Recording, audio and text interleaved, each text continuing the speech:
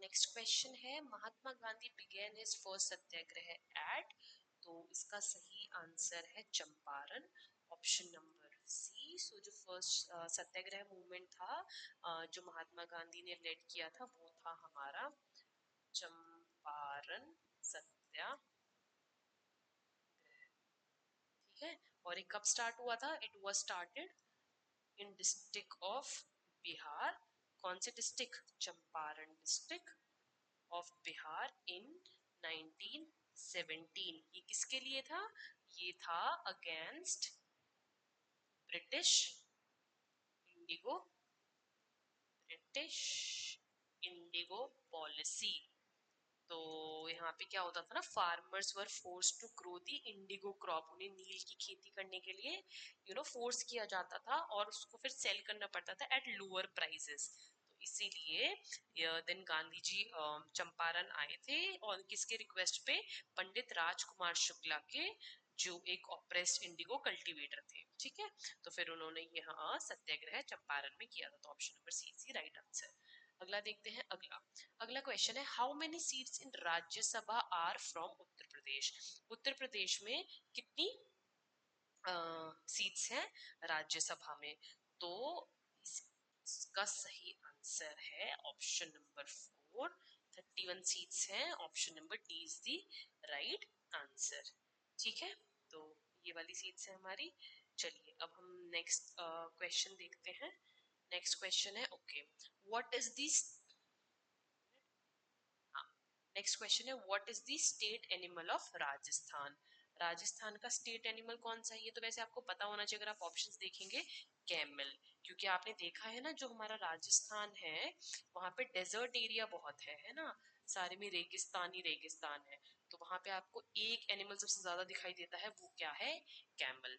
तो camel state animal है कहाँ का? राजस्थान। और ये कब अडॉप्ट हुआ था as a state animal of Rajasthan? To control the decreasing number of camels in the state. और ये था 2014 में, it was adopted in 2014 by Rajasthan state government, ठीक है। और इसकी कुछ एक्स्ट्रा वो स्टेट बर्ड कौन सी है? तो स्टेट बर्ड है ग्रेट इंडिया बस्टर्ड, ठीक है, ये है।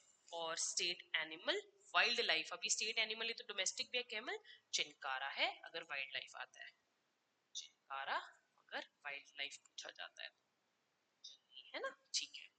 चलिए अब हम हाँ चलो इससे पहले नहीं, एक और स्टेट फ्लावर भी देख लेते हैं, क्योंकि ये आ जाते हैं ना पेपर में। अभी स्टेट एनिमल पूछे में भी अगले पेपर सेट में कभी आपको स्टेट फ्लावर पूछ ले राजस्थान का, तो स्टेट फ्लावर है रोहिदा, रोहिदा, ठीक है। ये है ठीक है। तो ये है हमारे कुछ state flower, state animal, state bird के नेम्स। चलिए अब नेक्स्ट क्वेश्चन देखते हैं। Okay, what is the full form of नीति? अभी कुछ टाइम पहले ही ये बना है, ये पता होना चाहिए, बहुत ही रीसेंट है ये। तो ये है, ये था हमारा 2015 में, इन 2015 में NITI Aayog replace the old planning commission of India, ठीक है। तो ये क्या है? इसका आंसर है national institute of transforming India, ठीक है। ये NITI, national institute of transforming India, alright. चलिए अब हम नेक्स्ट क्वेश्चन देखते हैं। नेक्स्ट क्वेश्चन है who has won the Wimbledon men's single title in July 2022?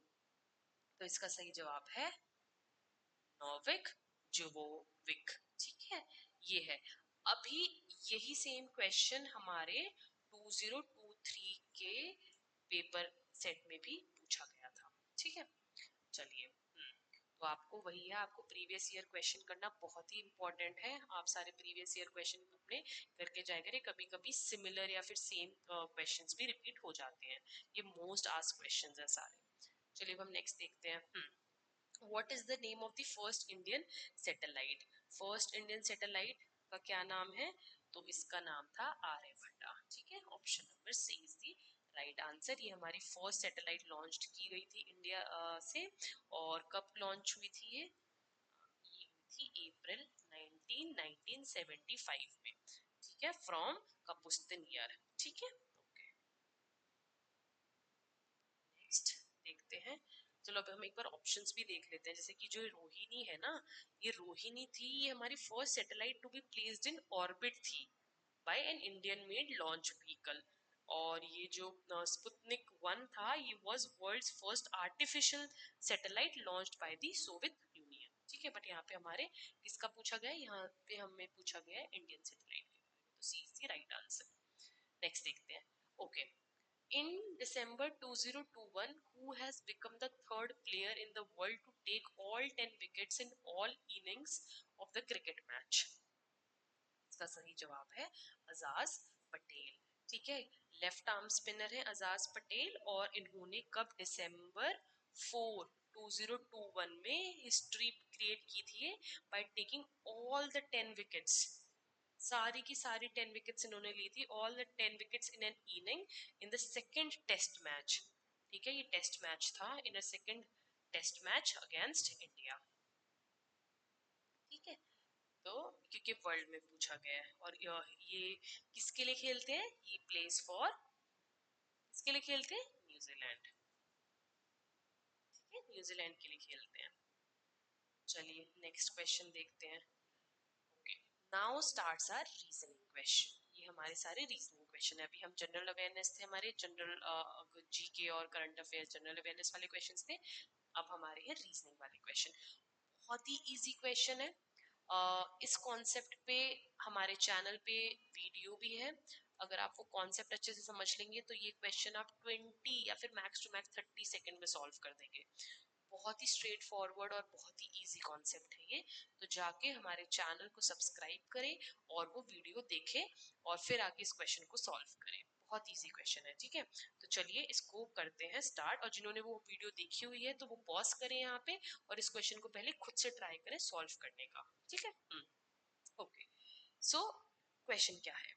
So the question is in a certain code language. तो जब भी ऐसे आते हैं सर्टेन कोड, तो ये बेसिकली हमारा कोड एंड डिकोडिंग का क्वेश्चन है। इसका एक ही कॉन्सेप्ट है जो हमें फॉलो करना है, ए से लेके जेड तक हमें पोजीशंस पता होनी चाहिए, ठीक है, रिवर्स पोजीशंस भी पता होनी चाहिए। और बस फिर उसके बाद हम चेक करते हैं कि हमारे अल्फाबेट्स शफल्ड हैं या फिर लेटर्स के हिसाब से हम पोजीशंस चेक करते हैं, है ना। तो अभी देखते हैं। Okay, but is written as, कोई कोड लैंग्वेज है उसमें बट को कैसे लिखा जाता है, DWV। Low is written as NQY। How will cup be written in that. तो ठीक है, अभी देखते हैं। तो ये बी की पोजीशन क्या है, बी की पोजीशन है 2। जिसको ये नहीं समझ आ रहा पोजीशन किसे कहते हैं या कैसे निकालते हैं, तो जाके पहले हमारे चैनल पे वो वीडियो जरूर देखें, ठीक है। और अगर आपको कोई भी डाउट है तो हमें कमेंट में बताएं। तो हम ऐसे निकालते हैं। वैसे अगर मैं आपको क्विकली बताऊं, हम ABCD ऐसे पूरा Z तक लिखेंगे ना, तो इनकी पोजीशन है जिस नंबर पे ये है। लेट 1 2 मतलब ये फर्स्ट नंबर है, फर्स्ट अल्फाबेट है, सेकंड है, ये थर्ड है, फोर्थ है, फिफ्थ है, और Z हमारा सबसे लास्ट होता है 26वां, है ना, 26 होता है, ठीक है। ये है हमारी इनकी पोजीशन, ऑलराइट। तो अब अब हम देखते हैं क्या बोला कि पी की कितनी हो गई, 2 हो गई। अब हमें इसमें चेक करने की क्या लॉजिक बन रहा है, फिर क्या रीजनिंग है, ठीक है। डी हमारा कितना हो गया, 4 हो गया है, ठीक है। यू कितना है हमारा, यू हमारा होता है 21। Okay, something is wrong, wait. तो यू है हमारा 21, और डब्ल्यू कितना है हमारा 23 है। टी कितना होता है हमारा 20 होता है, और वी कितना है हमारा 22। अब हमें कुछ कुछ तो समझ आ रहा है, हमें ये जरूर समझ आ रहा है कि यहाँ पे +2 हो रहा है, ठीक है। यहाँ पे क्या हो रहा है, +2 हो रहा है। लेकिन अगर बी में +2 करते हैं उसकी पोजीशन वैल्यू में, तो डी आ जा रहा है, तो +2 हो रहा है, ठीक है। ऐसे अब इसमें भी एक बार और चेक कर लेते हैं कि इसमें क्या हो रहा है। एल कितना होता है हमारा 2, ओ कितना होता है हमारा 15, डब्ल्यू कितना होता है हमारा, डब्ल्यू होता है हमारा 23, और एन हमारा होता है 14, क्यू होता है हमारा 17, वाई होता है हमारा 25, ठीक है। जब आप प्रैक्टिस करोगे ना इन क्वेश्चंस की, तो आपको ये खुद याद हो जाएंगे कि ABCD इन सब की पोजीशन क्या, फिर आपको लिखने की भी जरूरत नहीं पड़ेगी। बट ठीक है, अगर कहीं कहीं बार याद नहीं हो पाता है तो आप एग्जाम में क्विकली, ज्यादा टाइम ना वेस्ट करते हुए, विद इन 3-4 सेकंड आप ये वाली टेबल फटाफट अपनी पोजीशन वैल्यू की बना सकते हैं और फिर सॉल्व कर सकते हैं। 30 सेकंड के ज्यादा का क्वेश्चन है ही नहीं, ठीक है। अब L इसमें भी देखो मैं दिख रहा है +2 हो रहा है, O 15 है, फिर 17 जा रहा है, +2 हो रहा है, 23 से 25 वाला अल्फाबेट आ रहा है, +2 है। बस हमें पता चल रहा है कि पोजीशन +2 होती जा रही है, तो बस इसमें भी हम +2 करेंगे, इसमें भी +2 करेंगे और इसमें भी +2 करेंगे। C की पोजीशन क्या है, देखिए यहाँ पे C का नंबर क्या है, 3 है। U का नंबर क्या है, हमें पता है U का नंबर 21 है, और P का नंबर क्या होता है, 16। ठीक है, ये होता है। अब बस +2 कर दीजिए, 3 + 2 5, 5 पे कौन सा नंबर है, E है, तो E आएगा यहाँ पे। U में +2 23, 23 कौन सा नंबर होता है हमारा, W होता है। 16 + 2 18, 18 कौन सा नंबर होता है हमारा, R होता है, सॉरी R होता है, यहाँ पे 18 आएगा, तो EWR is the right answer. EWR option number B, option number B is the right answer. ठीक है, बहुत ही इजी क्वेश्चन है ये, बस देखने में लगता है कि बहुत डिफिकल्ट है, बट आप इसको 30 सेकंड्स के अंदर सॉल्व कर सकते हैं। चलिए नेक्स्ट क्वेश्चन देखते हैं। सिमिलर, फिर से कोडिंग एंड डिकोडिंग वाला क्वेश्चन है। आप देख रहे हैं कितनी इंपॉर्टेंट है आपके एग्जाम के लिए कोडिंग एंड डिकोडिंग, तो आपको ये कॉन्सेप्ट्स आने चाहिए, इसलिए आप हमारे चैनल पे जाके इसकी कॉन्सेप्ट वीडियो जरूर देखिएगा। ठीक है, चलिए अब इसको सेम करते हैं। चैलेंज है, ठीक है, CHALLENGE,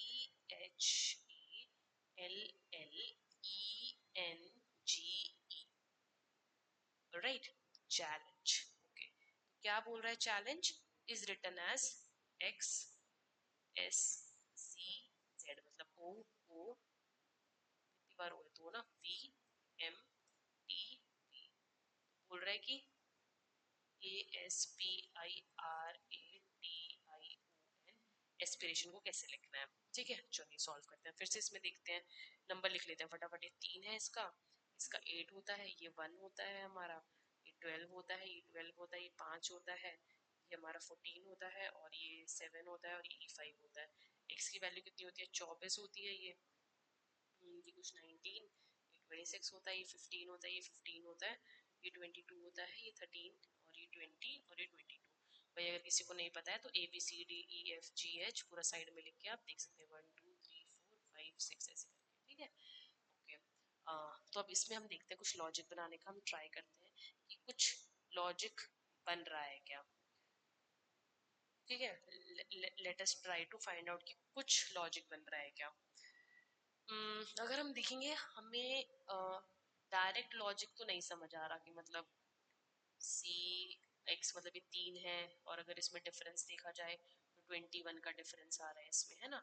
इन दोनों में डिफरेंस देखा जाए तो इसमें 11 का डिफरेंस आ रहा है, इसमें डिफरेंस तो नहीं, कुछ भी ऐसे लॉजिकल सा तो नहीं बन रहा। बट अगर आप एक चीज ध्यान से देखोगे, बस एक चीज आपको ध्यान से देखनी है कि 24 + 3 करते ही 27 बन रहा है, 19 + 8 करते ही 27 बन रहा है, 26 + 1 27 बन रहा है, 12 + 15 27, 12 + 15 27, 5 + 22 27। ये हमारे इन दोनों का सम जो ये दे रखा है, ये 27 बन रहे हैं। और अभी जिसने हमारा कॉन्सेप्ट वीडियो जाके देखा होगा उसे पता होगा कि ये क्या हुआ हुआ है, रिवर्स पोजिशनिंग हुई है। यहाँ पे क्या हुआ हुआ है, रिवर्स पोजिशनिंग, है ना। तो अगर हम ये जो हमारा CHALL है, इसकी रिवर्स पोजिशनिंग करते हैं, रिवर्स पोजिशनिंग में क्या होता है कि आप 27 में से माइनस कर देते हो जो उसकी एक्चुअल पोजीशन है। जैसे कि देखिए, अब ABCD का ये नंबर है, अगर हम उसको 26 से उल्टी पोजीशन करें, हम बोलते हैं कि Z हमारा फर्स्ट है, तो ये A हमारा 26 हो जाएगा, B हमारा 25 हो जाएगा, ये 24 हो जाएगा, ये 23 हो जाएगा, ये 22 हो जाएगा, ये 21 हो जाएगा, और Z हमारा 1 हो जाएगा। तो जब हम इन नंबरों को ऐड करेंगे ना, इसकी एक्चुअल पोजीशन, मतलब अगर ऐसे A से शुरू करें और अगर Z से शुरू करें, तो इनको ऐड करेंगे तो हमेशा 27 आएंगे। 2 + 25 27, 3 + 24 27, 4 + 23 27, 5 + 22 27। ठीक है, तो यहाँ पे क्या हुआ हुआ है, सेम चीज हुई हुई है यहाँ पे। ठीक है, यहाँ पे वही हुआ हुआ है कि हमारा 3 में अगर हमने इसका रिवर्स नंबर लिखेंगे तो 3 का रिवर्स नंबर मतलब क्या होगा, रिवर्स पोजीशन होगा 24। बस जो भी रिवर्स पोजीशन वाला नंबर है वो हमें यहाँ पे लिखना है। बस कुछ नहीं करना, ऐसे करना है। ए का पहले अब नंबर लिख लेते हैं। ए हमारा क्या होता है, 1 19 16, आई होता है 9 18 1, टी 20 होता है, आई 9 होता है, ओ 15 होता है, एन 14। कुछ नहीं, बस आपको उसको 27 में से माइनस करना है 1 और इसकी पोजीशन निकालनी है 26। 26 मतलब तो यहाँ पे कौन सा नंबर आएगा जिसकी पोजीशन 26 है। फिर 26 माइनस 19 8, 26 माइनस 16 11, 18 और 9, यहाँ पे फिर 26 7 और 18 और 12 और 13। बस अब लिख दो 26 पे क्या होता है z, 8 पे क्या होता है हमारा h, इस पे k, 18 r, ये 9 26 z, 7 g, r, 12 l और ये n। बस देख लेते कौन सा ऑप्शन मैच कर रहा है। सो आर राइट ऑप्शन जो इसके साथ मैच कर रहा है वो है हमारा option number B. B is the right answer. ठीक है, तो यहाँ पे बेसिकली जो फॉर्मूला लगा है या फिर जो लॉजिक लगा है, फॉर्मूला तो नहीं बोलूंगी, जो लॉजिक है वो हमारा क्या है, रिवर्स पोजीशन वाला है। ठीक है, ओके, चलिए अब हम देखते हैं next. Okay, now next one क्या है, select the wrong figure. Wrong figure बताना है, तो इन क्वेश्चंस को सॉल्व करने का एक तरीका है। ठीक है, let us try to solve it. Question क्या कहता है, select the wrong figure from the given series.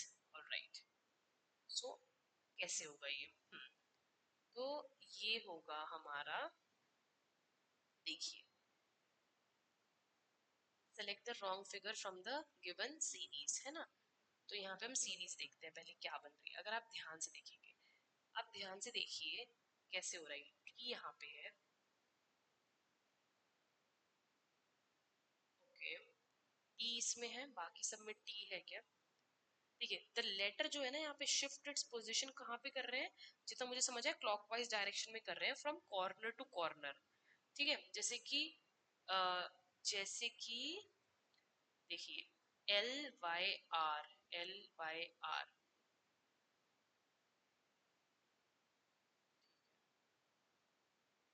Okay, और जो अपर हमारा द अपर लेफ्ट साइड है, द अपर, ये upper left side letter shifted to upper right.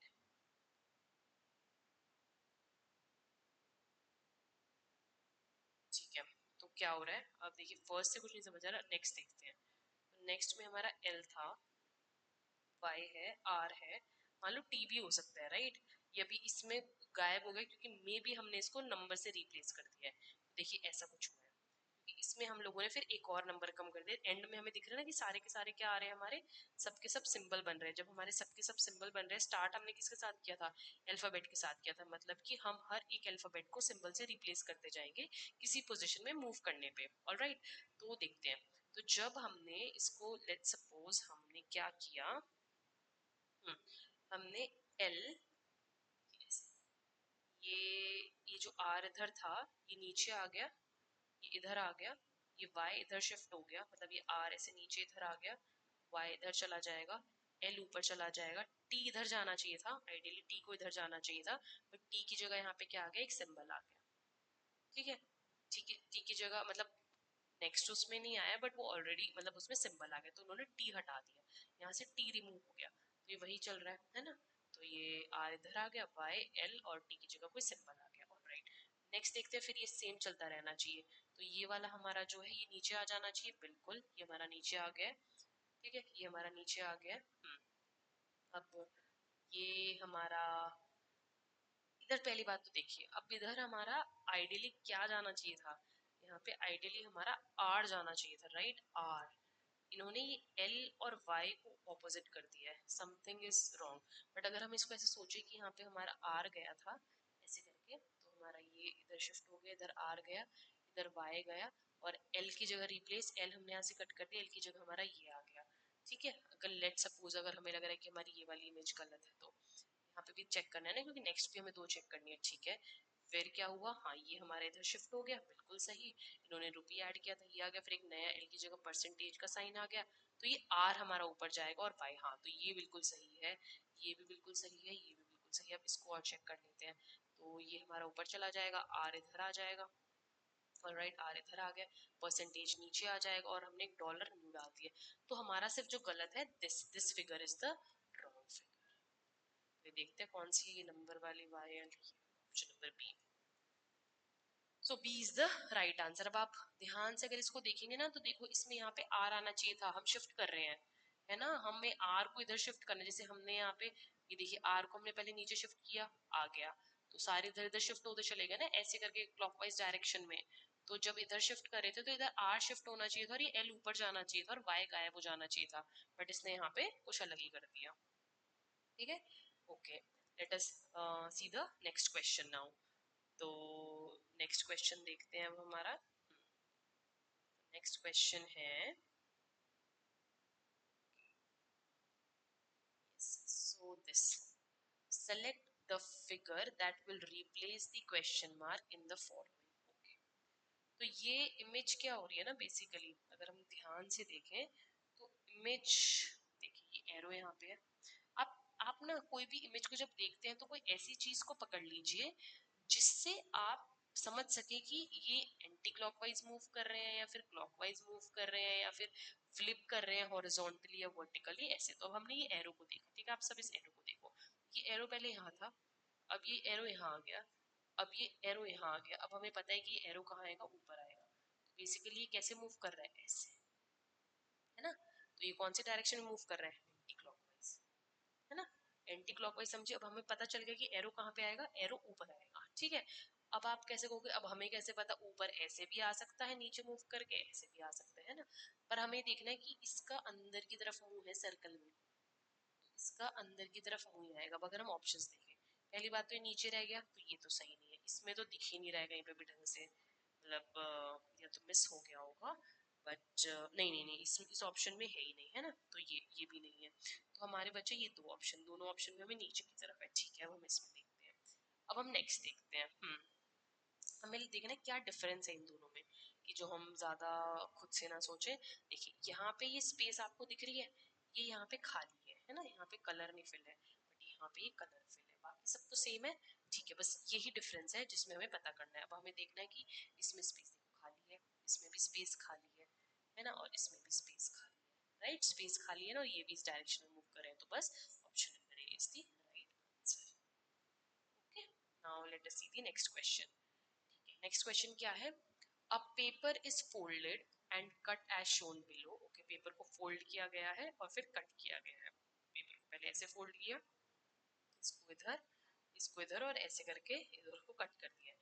तो जब इसको अनफोल्ड करेंगे, तो जैसे मान लो अब यही है इसका पेपर, समझ लेना, अब इसको अनफोल्ड किया तो कैसे बनेगा, तो आप खुद सोचो, आपको पता होना चाहिए। तो जब इसको हम अनफोल्ड करेंगे तो यहाँ पे भी ये सेम चीज बनेगी, ऐसे करके, है ना, यहाँ पे ये बनेगा, राइट, के ऊपर है कट हमारा ऐसे ही आएगा एकदम।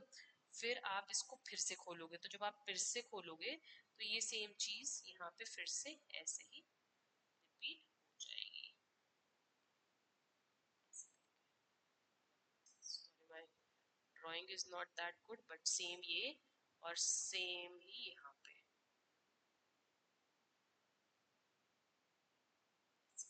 बस ये होगा। अब देखते हैं ऑप्शन नंबर कौन सा है, ऑप्शन नंबर नहीं इसका, एक और चीज है ना, देखिए इसका जो है ऊपर खुलेगा, बट जो इसके वाला होगा क्योंकि वो ऊपर से आएगा ना तो उल्टा हो जाएगा ना, तो ये ऐसे जाएंगे, ठीक है, ये ध्यान रखना है।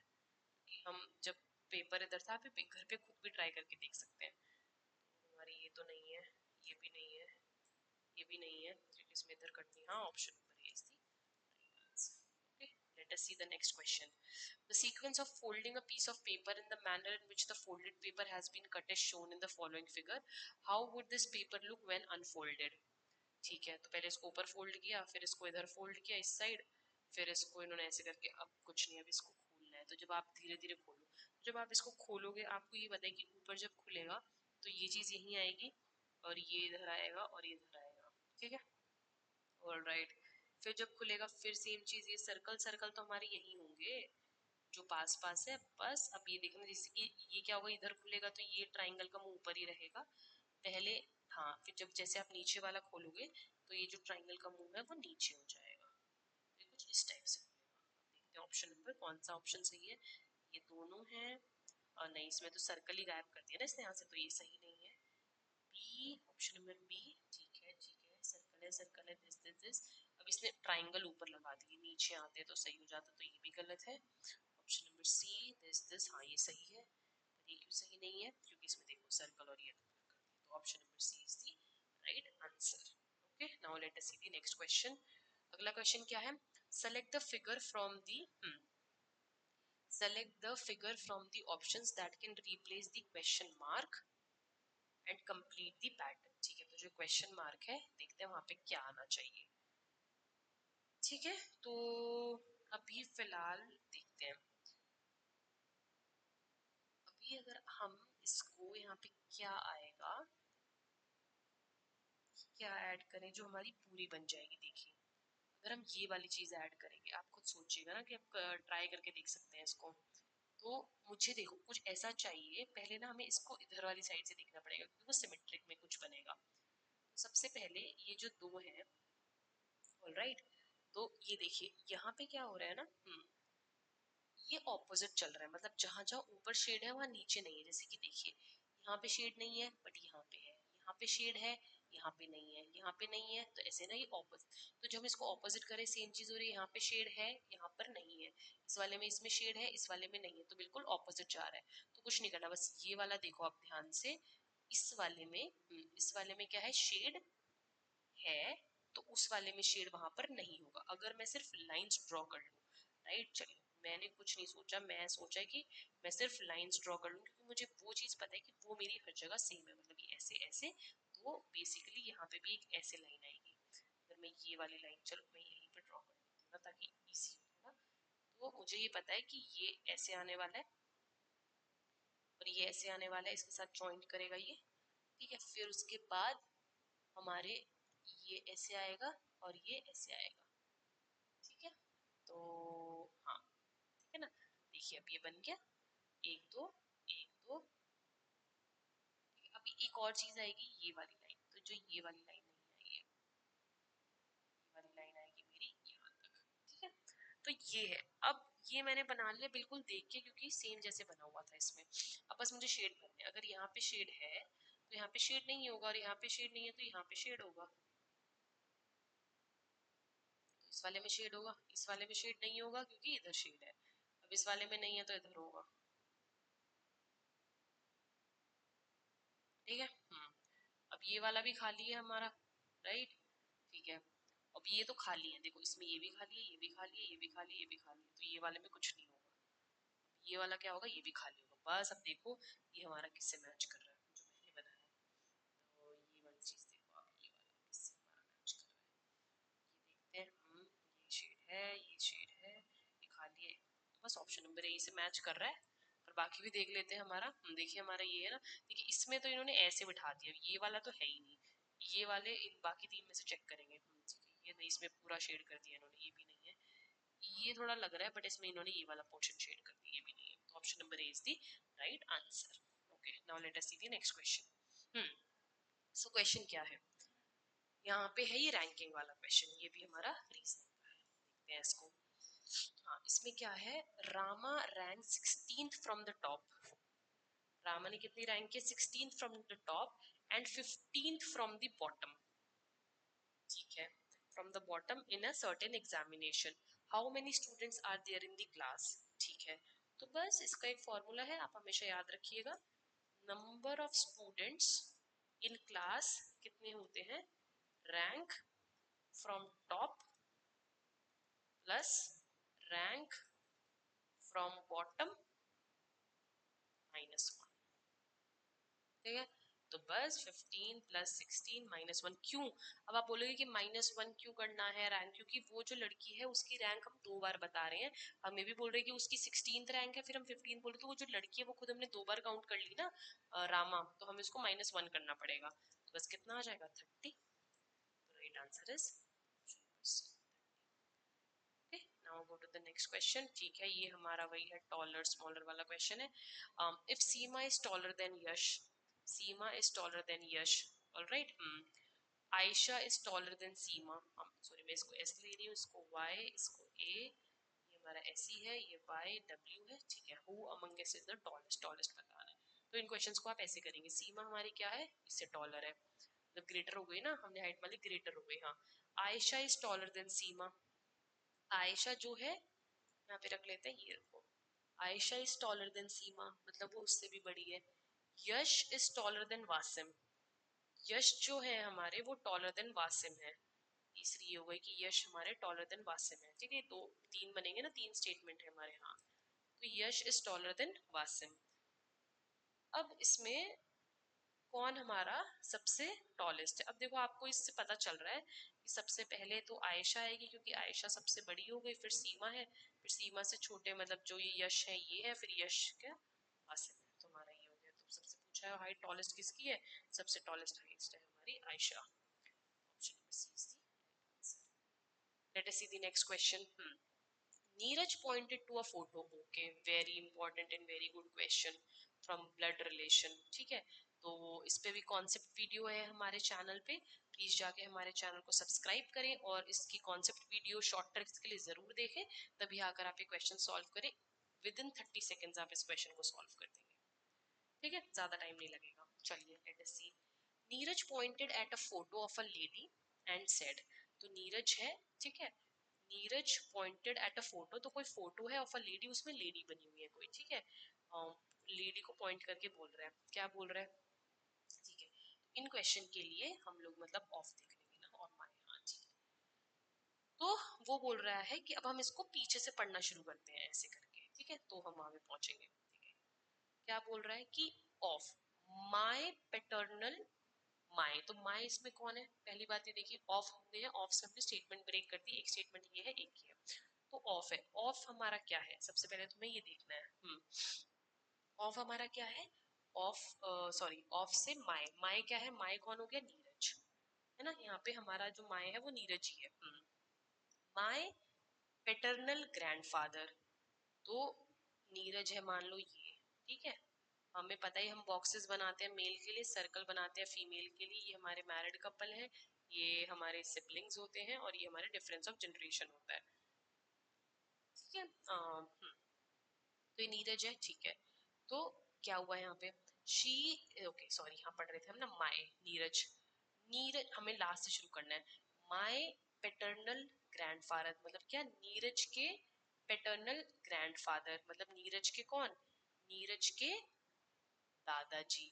ठीक है, अब नीरज के दादाजी हैं कहीं पे तो, ठीक है, ये रे, अब हमें रिलेशन नहीं पता, बट नीरज के दादाजी हैं, तो हम उनको एकदम उससे लिंक नहीं कर सकते, क्योंकि बीच में कोई ना कोई फादर मदर या फिर कोई आ सकते हैं, नहीं आएंगे तो कोई बात नहीं, बट हमें पता है कि कौन है ये ग्रैंड फादर है नीरज के, है ना, इसलिए हमने लिंक नहीं किया। अगर फादर होते तो हम डायरेक्टली लिंक कर देते, क्योंकि ये कौन सी जनरेशन हो गई? सबसे फर्स्ट वाली हो गई, फिर बीच में कोई सेकंड जनरेशन आएगी, फिर ये थर्ड जनरेशन आएगी, है ना, हमने कॉन्सेप्ट में पढ़ा है।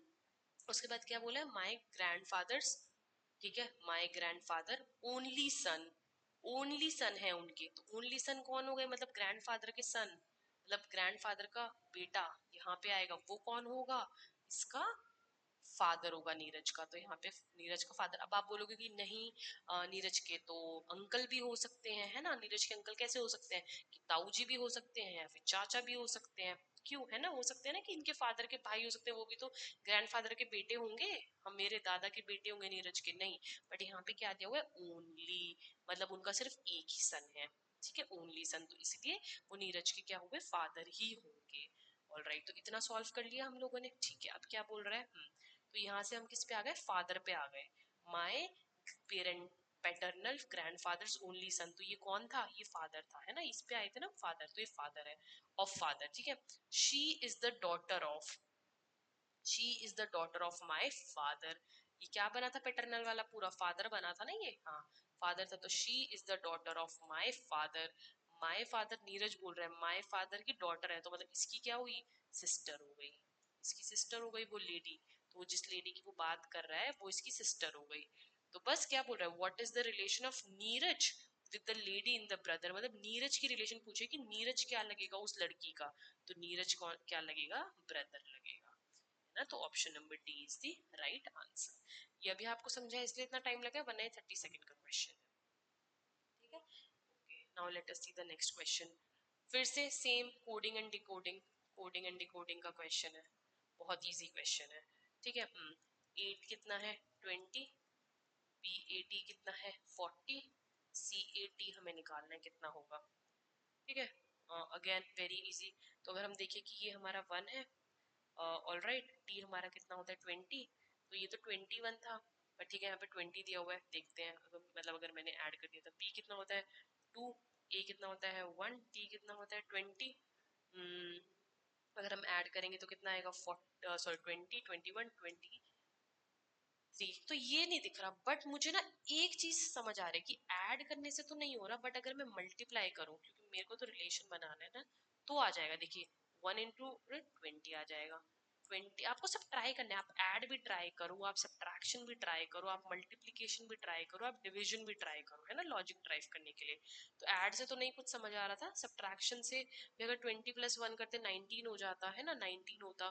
पर यहाँ पे 20 दिया हुआ है, हमें 20 के बराबर लाना है, तो ये तो नंबर से नहीं, जैसे बट हमने मल्टीप्लाई किया 20 into 1 20 आ गया, 20 into 1 into 2 40 आ गया। तो बस क्या हो रहा है, ये मल्टीप्लाई हो रहा है। तो कैट कितनी होती है 3, ए कितना होता है 1, और टी कितना है हमारा 20, तो कितना आ जाएगा 60। तो 60 is our answer. Option number C is the right answer. देखा, विद इन 30 सेकेंड सॉल्व हो गया ये।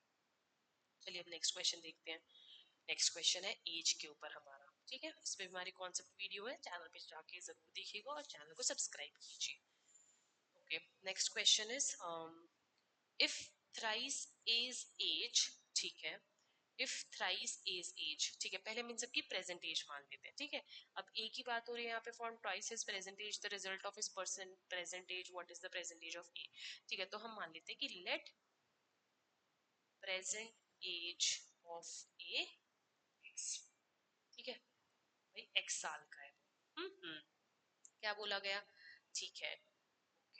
हो गया, if thrice his age 6 years ago is subtracted from a thrice is age 6 years ago वाली, मतलब प्रेजेंट नहीं है, सब्ट्रैक्टेड किससे, from twice his present age. Twice his present age कितनी हो जाएगी, ट्वाइस हिज प्रेजेंट एज हो जाएगी मेरी कितनी 2x। तो क्या बोला गया कि इफ थ्राइस, तो मतलब अगर हम 2x में से माइनस कर दें इससे ना, फ्रॉम मतलब ट्वाइस हिज एज में से, और क्या होगा, the result is his present age. तो जो भी ये है इसका रिजल्ट क्या है, प्रेजेंट एज ही है, उसकी एक्स क्या है ट्वाइस हिज प्रेजेंट एज में से क्या सब्ट्रैक्ट कर दे, थ्राइस इज एज, मतलब thrice his age 6 year ago। तो पहले बताओ 6 year ago उसकी कितनी एज होगी 6, अगर उसकी आज के टाइम पे एक्स है तो 6 साल पहले कितनी होगी x - 6। अगर कोई किसी की भी एज मान लो 20 साल है, तो उसकी 6 साल पहले कितनी होगी 14 साल होगी ना। आप सीधा 14 - 6 कर सकते हैं ना, तो 14 साल होगी, तो x - 6 होगी। उसका क्या बोला हुआ है, थ्राइस बोला हुआ है, 3 times, तो x - 6 हो गई, ठीक है। वो किसके बराबर है हमारा, इसके प्रेजेंट एज का, the result is his present age. बस अब कुछ नहीं करना, अब ये तो नॉर्मल सॉल्व ही करना है।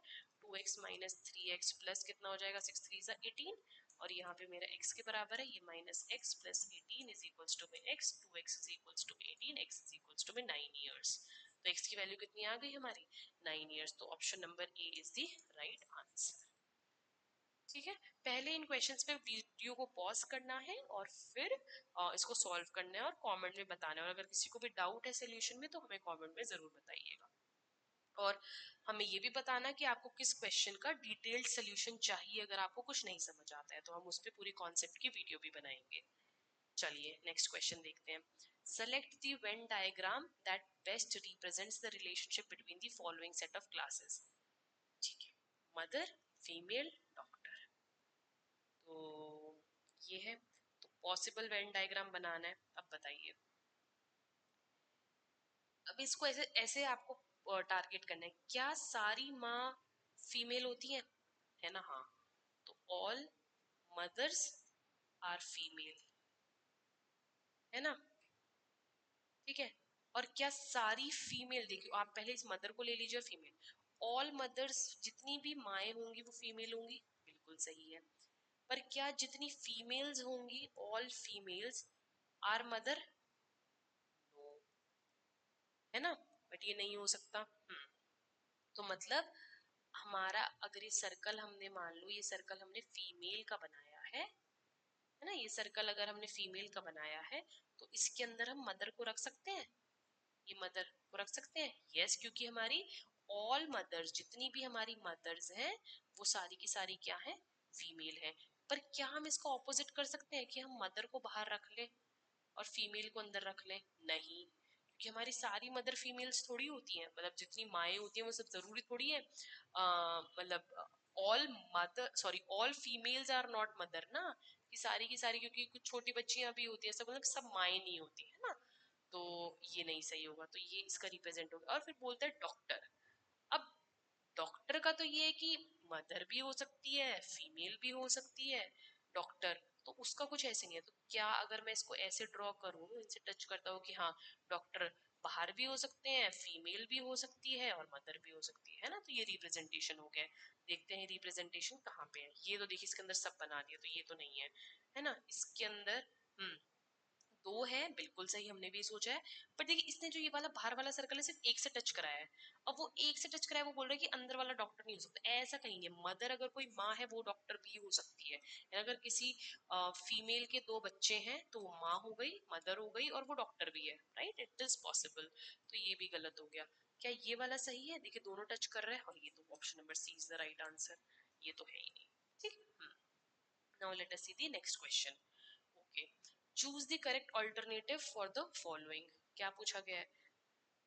तो इसमें क्या बोला गया है हमें? ओके, 8:27 है, तो 64 क्या होगा? तो व्हाट इज 8? अगर आप इसको थोड़ा ध्यान से देखेंगे, लाइक व्हाट इज 8? 8 हमारा है 2 की पावर 3, है ना, और ये है हमारा 3 की पावर 3। आप समझिएगा इसको। और ये है हमारा 4 की पावर 3, ठीक है। तो यहाँ पे क्या आना चाहिए फिर? 5 की पावर 3। 64 हमारा 4 की पावर 3 है, 27 ये है, और 8 हमारा 2 की पावर 3, तो 5 की पावर 3 होता है हमारा 125। Option number B is the right answer. Now let us see the last question of this question paper, ठीक है। तो क्या क्वेश्चन है? If p means addition, okay, p का मतलब है plus, q means multiply, q का मतलब है multiply, r means divide and s means subtraction, then what will be the value of, बस कुछ नहीं है, हम लगा देंगे 18 डिवाइड बाय 9 प्लस 2 मल्टीप्लाई, मैंने मल्टीप्लाई इसलिए लिखी कभी कभी एक्स आ जाता है ना, फिर कंफ्यूजन हो जाती है, तो इसलिए मल्टीप्लाई ऐसे वाला स्टार वाला है, ठीक है। 18 हो गया, 9 ले लिया, p का प्लस हो गया 2, q कितना है? स्टार है 8, और ऐसे subtraction and then it is 4। अब ये, अब इसको ऐसा नहीं कि हमने सीधा सॉल्व कर दिया, 9 + 2, और पहले इसको 9 कर दिया डिवाइड 18, 2 आ गया, 2 + 2 नहीं, तो यहाँ पे we have to solve using BODMAS logic, ठीक है। इसकी भी हमारे चैनल पे कॉन्सेप्ट वीडियो है, जरूर देखिए। अगर आपको किसी भी क्वेश्चन में डाउट आता है और आपको लगता है कि मुझे इसकी कॉन्सेप्ट वीडियो चाहिए, तो हमें कमेंट करके जरूर बताइए, फिर हम उन कॉन्सेप्ट्स की वीडियो भी बनाएंगे, ठीक है। चलिए, अब बॉड मास आ गया। बॉड मास का मतलब होता है कि पहले ब्रैकेट सॉल्व करते हैं, फिर ऑफ, ऑफ मतलब होता है कि ऐसे होता है ना 15% ऑफ 150, दिस ऑफ, पहले ऐसे ऑफ सॉल्व करते हैं। m is for multiply, a is for addition, oh sorry, this d is for division, and this s is for subtraction, okay। तो चलिए अब सबसे पहले क्या सॉल्व होगा फिर इसमें बॉड मास के हिसाब से? बताइएगा। सबसे पहले सॉल्व होगा इसमें डिविजन, ऑलराइट। सबसे पहले इसमें क्या सॉल्व करेंगे? हम डिवीजन सॉल्व करेंगे। तो ये कितना आ जाएगा? 18 डिवाइडेड बाय 9, 2, फिर इसको लिख देंगे as it is, ठीक है। फिर अब हम क्या सॉल्व करेंगे? मल्टीप्लाई, कितना आ जाएगा? 2 + 8 2 16 -4। अब हम क्या सॉल्व करेंगे? प्लस, कितना आ जाएगा? 18 -4, बस अब तो माइनस ही है, कितना आ जाएगा? 18 - 4 14, राइट आंसर, या सो यस, हमने हमारे इस पार्ट में बचे हुए क्वेश्चंस कवर कर लिए हैं।